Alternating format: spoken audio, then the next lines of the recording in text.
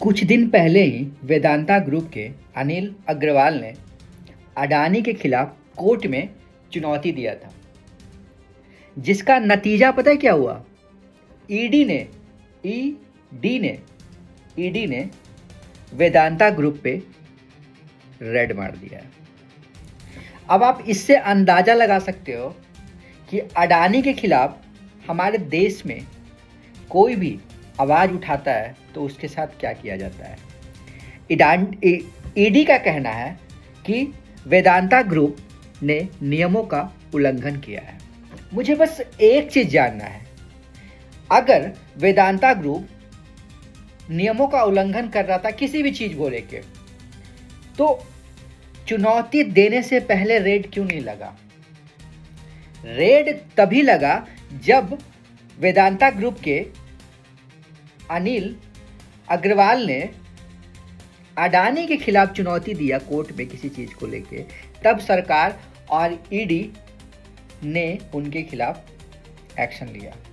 अब आप सोचो कि सरकार किसकी है, किसके लिए काम करती है। बट इन सब मुद्दों से किसी को कोई मतलब नहीं है, पता है, क्योंकि हमारे देश में एक बेहतरीन मुद्दा है हिंदू मुस्लिम। वही तो मेन मुद्दा है ना हमारे देश में। देखिए ये पूरा रिपोर्ट किस तरीके से किया गया है इस पे ईडी के द्वारा। आज अनिल अग्रवाल के वेदांता ग्रुप पर ईडी ने रेड की। ईडी का आरोप है कि वेदांता ने फेमा के नियमों का उल्लंघन किया और इसलिए उन पर रेड की जा रही है। लेकिन आपको याद ही होगा, कुछ ही दिनों पहले वेदांता ग्रुप के अनिल अग्रवाल ने अडानी को कोर्ट में घसीटा था, कोर्ट में चुनौती दी थी अडानी को, और आज उन पर ईडी की रेड हो गई।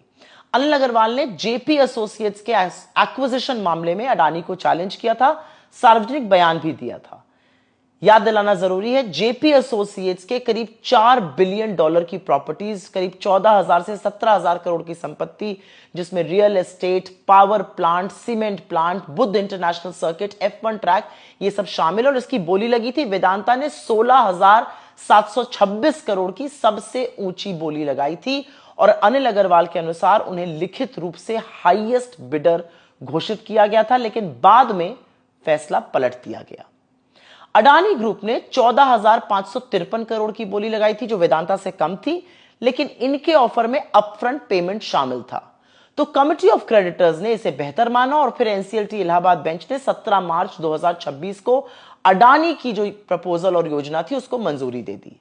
अब वेदांता का आरोप है कि पूरी प्रक्रिया में ट्रांसपेरेंसी नहीं थी और यह अडानी के फेवर में बनी थी। उनका यह भी मानना है कि कमिटी ऑफ क्रेडिटर्स ने जो इवैल्यूएशन मैट्रिक्स लगाए थे वो भी अडानी के फेवर में बनाए गए थे। वेदांता ने इसे कमर्शियल कंस्पिरेसी बताया और एनसीएलटी में चुनौती दी। वो सुप्रीम कोर्ट भी पहुंचे, जहां सुप्रीम कोर्ट ने अडानी डील पर रोक लगाने से इनकार कर दिया और अभी यह सारा कानूनी मामला एनसीएलटी में लंबित है, वहां पर चल रहा है। अनिल अग्रवाल ने पोस्ट भी किया था सार्वजनिक रूप से और कहा था कि संपत्ति से अटैचमेंट नहीं है, लेकिन फेयरनेस मायने रखती है। खैर, इसमें तो भाई धन्ना सेठों के लिए भी सबक है। मोदी जी की कितनी भी तारीफ कर लीजिए, उनकी कितनी भी भक्ति कर लीजिए, लेकिन अगर उनके मालिक अडानी की तरफ आंख उठाई तो कीमत जरूर चुकानी पड़ेगी, सबक जरूर सिखाया जाएगा। अडानी से पंगा नहीं ले